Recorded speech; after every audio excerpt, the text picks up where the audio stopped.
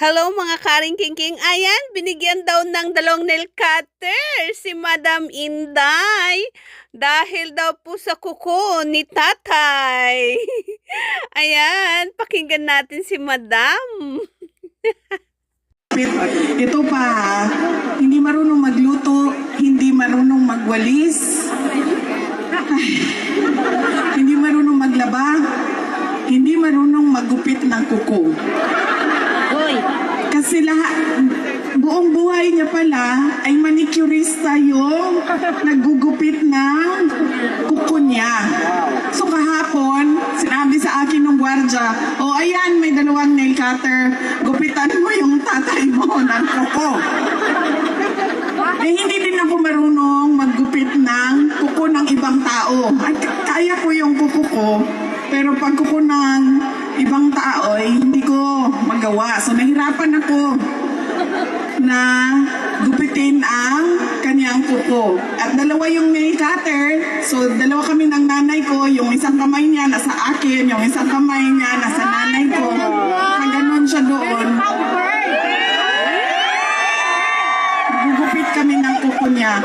First time in my life, nagupitan ko ng kuko ang aking tatay. Meron palang tao na ganun, no, na hindi marunong maggupit ng kuko. Alam ko din, ayaw ng aking mga anak na maggupit ako ng kuko nila kasi nasasaktan daw sila. Kay puok daw kaayo kukong maggupit o kuko na wala nang naiwan na puti. Lahat yan.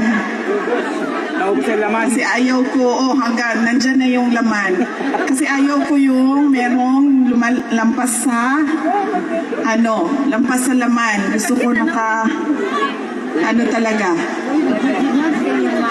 Nasa dulong-dulo na talaga. Kaya yung mga anak ko, ayaw din nila magpagupit ng kuko sa akin. Kaya hindi rin ako marunong maggupit nung tama-tama lang na gusto. Depende, iba-ibang gusto ng tao sa kuko nila. So, yun! Ayan! Nakakatawa talaga tong mag-ama. Sinong marunong magkuko dyan? Ayan, bawal mag-bash. Kaya nga sila hindi pinanganak para maging parlorista, di ba? Ayan, for today.